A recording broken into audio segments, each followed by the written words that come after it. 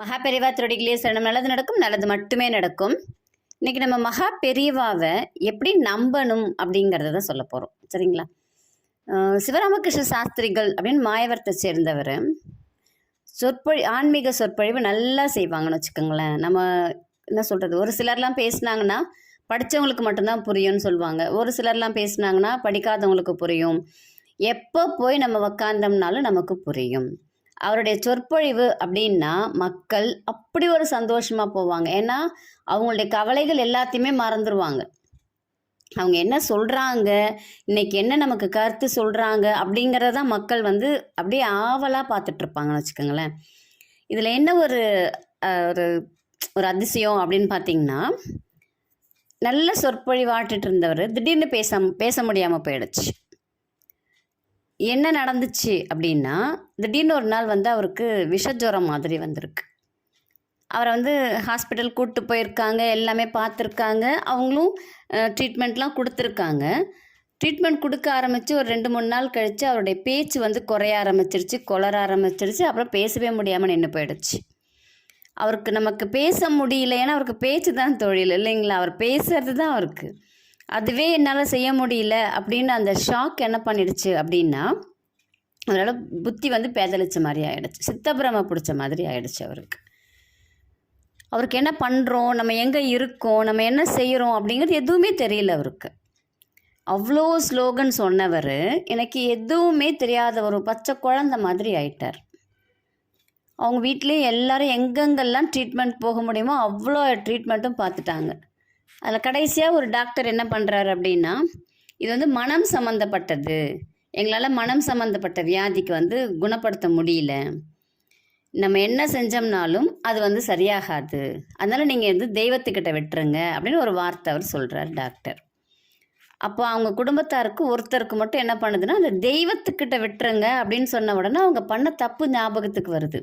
அச்சச்சோ, நம்ம பெரியவா கிட்ட இதை பற்றி கேட்காமலே விட்டுட்டோமே அப்படின்னு. உடனே அடுத்த நாள் மொத்த குடும்பமும் கிளம்பி அவரையும் கூப்பிட்டுக்கிட்டு மடத்துக்கு போயிட்டாங்க. மடத்துக்கு போனவுடனே அவங்க கூப்பிட்டுட்டு போகிறாங்க, அவரை குழந்த மாதிரி கூப்பிட்டு போகிறாங்க. பெரியவா அப்படியே பார்க்குறாங்க அவங்கள. அவங்கள்ட்ட அவங்க குடும்பத்தார்கிட்ட கேட்குறாங்க, என்னாச்சு அப்படின்னு கேட்குறாங்க. கேட்ட உடனே அவங்க சொல்கிறாங்க, இந்த மாதிரி அவனால் பேச முடியல, அவர் எவ்வளோ சொற்பொழிவு ஆற்றுனவர், ஆனால் இன்றைக்கி வாயை திறக்க கூட முடியல, ஒரு ஸ்லோகன் கூட சொல்ல முடியலன்னு அவங்க அப்பா அப்படியே கதறார். எல்லாருமே அதை பார்த்துக்கிட்டே இருக்காங்க, என்ன தான் பண்ண போகிறாங்க அப்படின்னு சொல்லிட்டு வந்திருந்த எல்லாருமே. சரி அப்படின்னு சொல்லிட்டு பெரியவ என்ன சொல்கிறாங்கன்னா, முதல்ல சிவராமகிருஷ்ணா அப்படின்னு கூப்பிடுறாங்க, கொஞ்சம் அதட்டுற மாதிரி. அவர் இப்படி பேந்த முழிக்கிறார். 2வது தடவை என்ன பண்ணுறேன்னா, சிவராமகிருஷ்ணா என்னை பாரு அப்படிங்கிறாங்க. அப்போ தான் அவருக்கு கொஞ்சம் சுயநினைவு இப்படி திரும்பி பெரியவா முகத்தை பார்க்குறார். அடுத்தது என்ன சொல்கிறாங்கன்னா, சிவராமகிருஷ்ணா உன்னால் பேச முடியும் அப்படின்னு சொல்கிறாங்க. அப்போ தான் அவருக்கு கொஞ்சோண்டு பேசுறதுக்கு முயற்சி எடுக்கிறார். அடுத்து கணபதி ஸ்லோகம் சொல்லு, அவர் சொல்ல ஆரம்பிக்கிறார். அப்படியே அங்கே இருந்த மக்களுக்கு எல்லாருக்குமே என்ன ஆயிடுச்சுன்னா, இது நிஜம்தானா இல்லை நம்ம கனவு உலகத்தில் இருக்கிறோமா அப்படின்னு சொல்லிட்டு யோசிக்கிற மாதிரி ஆயிடுச்சு. எல்லாரும் அப்படியே பார்க்குறாங்க. அவர் பாட்டுன்னு அப்படியே என்ன சொல்கிறது, மழை பொழியிற மாதிரி அவர் பாட்டுன்னு ஸ்லோகனை பெரியவா கேட்க கேட்க கேட்க கேட்க அவர் பாட்டுன்னு சொல்கிறார். அவருக்கு கண்ணில் தண்ணி அப்படியே கலங்குது. குடும்பத்தில் இருக்கிற அத்தனை பேருக்கும் தண்ணி கலங்குது. அப்படியே எல்லாருமே சாஷ்டாங்கமாக பெரியவ காலில் விழுந்து ஆசீர்வாதம் வாங்கிக்கிட்டு எல்லாருமே கிளம்புனாங்க. இதுலேருந்து நமக்கு என்ன தெரியுது அப்படின்னா, மகா பெரியவாவை நினச்சி நம்ம ஒரு வேலையை செய்கிறோம் அப்படின்னா, நம்மளுடைய பிரச்சனை மகா பெரியவாவுடைய பிரச்சனை அப்படின்னு விட்டுறணும். மகா பெரியவா திருவடிகளே சரணம் அப்படின்னு சொல்லிட்டு உங்கள் வேலையை ஆரம்பிச்சுட்டு மகா பெரியவா கிட்ட ஒப்படைச்சிட்டோம்னா, திரும்பி நம்ம அதை எடுத்து நோண்டக்கூடாது. சப்போஸ் நமக்கு செய்யலை பெரியவா அப்படின்னா நமக்கு அது அப்போதைக்கு தேவையில்லை. நமக்கு பெரியவா எப்போ தேவையோ அப்போ செய்வார் அப்படிங்கிற நம்பிக்கையோடு நம்ம இருக்கணும். அந்த நம்பிக்கை இருந்துச்சுன்னா பெரியவா நமக்கு எப்போ என்ன தேவையோ அதை கண்டிப்பாக செய்வாங்க. நமக்கு அந்த நம்பிக்கை தான் வேணும்.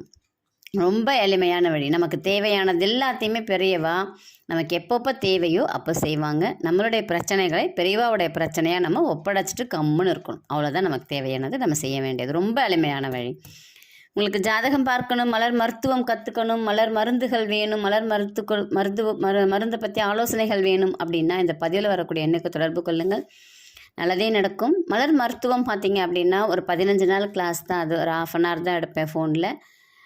15 நாளுக்கு அப்புறம் நீங்களே வந்து எல்லாருக்கும் சொல்லக்கூடிய அளவுக்கு மாறிடலாம். அந்தளவுக்கு கொஞ்சம் எளிமையானது தான் மலர் மருத்துவம். ஆனால் நம்ம யாருக்காவது சொன்னோன்னா கண்டிப்பாக அது வந்து பலிக்கக்கூடியது. ரொம்ப எளிமையானது. நம்பிக்கையோடு இருங்கள். எல்லாம் நல்லதாகவே நடக்கும். நன்றி, வணக்கம்.